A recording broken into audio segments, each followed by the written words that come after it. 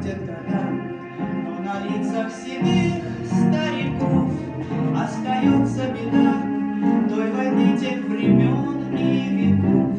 Шли солдаты на смерть, покидая родительский дом, и сражались они за свободу земли, на которой с тобой мы живем.